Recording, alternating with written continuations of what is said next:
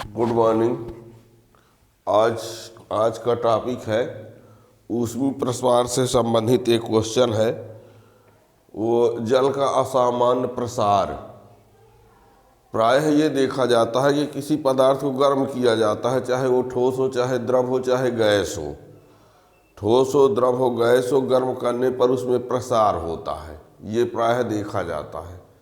लेकिन पानी में कुछ अलग गुण होता है।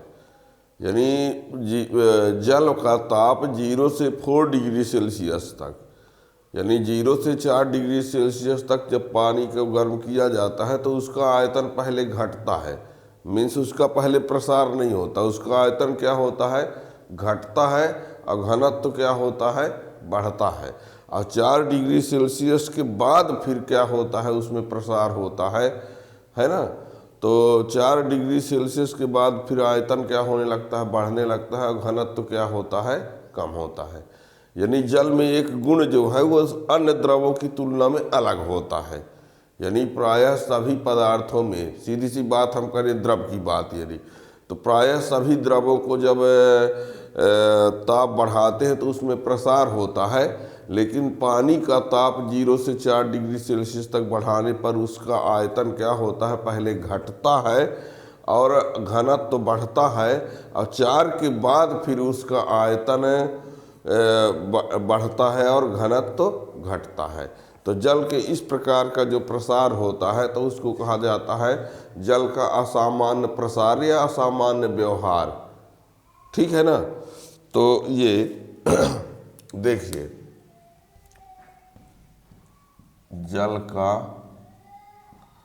असामान्य प्रसार, तो इसमें हमने ये कहा प्रायः सभी द्रवों को गर्म करने पर प्रसार होता है, अर्थात आयतन बढ़ता है, आयतन बढ़ता है। किंतु जल का ताप 0 डिग्री सेल्सियस से 4 डिग्री सेल्सियस तक बढ़ाने पर उसका आयतन घटता है तथा घनत्व तो बढ़ता है। ठीक। प्राय सभी द्रवों को गर्म करने पर प्रसार होता है कि अर्थात आयतन बढ़ता है, किंतु जल का ताप 0 से 4 डिग्री सेल्सियस तक बढ़ाने पर उसका आयतन घटता है तथा घनत्व तो बढ़ता है। ठीक है ना।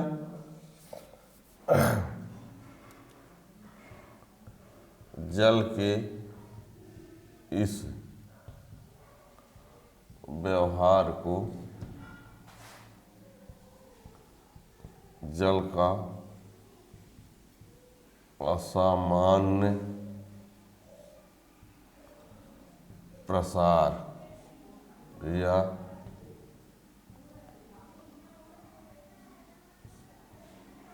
व्यवहार कहते हैं। ठीक है ना। यानी आप ये समझ लीजिए स्पष्टता, यानी 4 डिग्री सेल्सियस पर जल का आयतन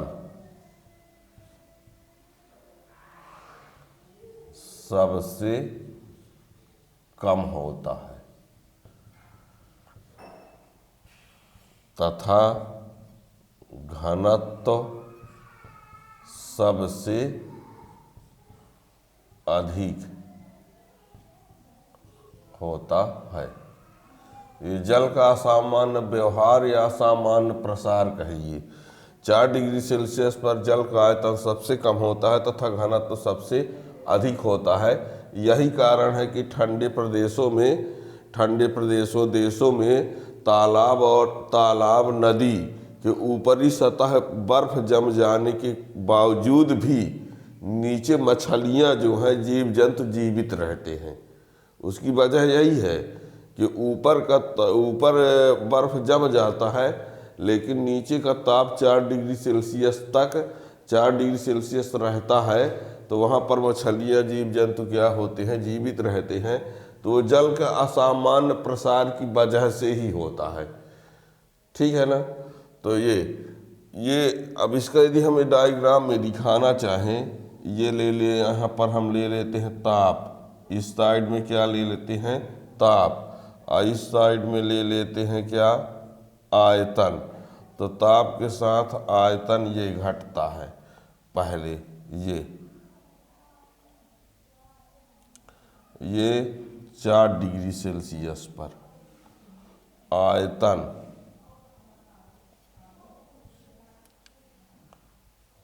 सबसे कम, और यहाँ पर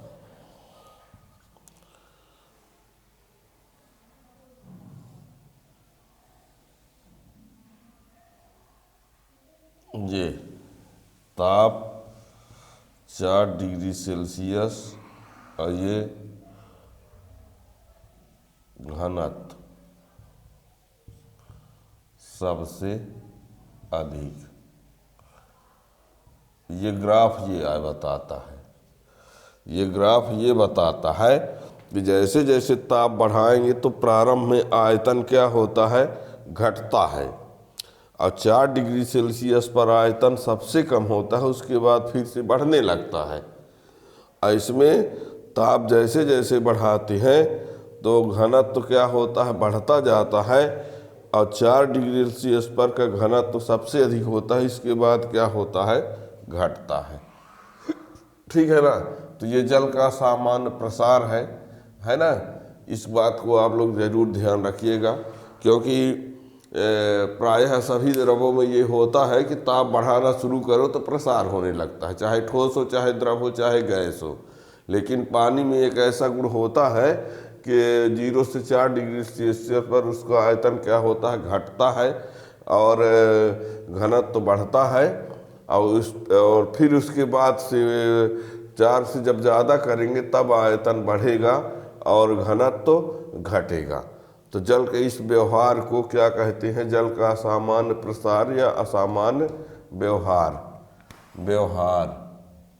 ठीक है ना, असामान्य व्यवहार। ठीक है, जल का सामान्य प्रसार या जल का सामान्य व्यवहार। ठीक है ना। और यही बता दिए कि ठंडे प्रदेशों में ऊपरी सतह, तालाब झील में ऊपरी सतह बर्फ जम जाने के बावजूद भी नीचे का ताप 4 डिग्री सेल्सियस रहता है, तभी वहाँ पर जीव जंतु मछलियाँ क्या होती हैं, जीवित रहती हैं। Thank you.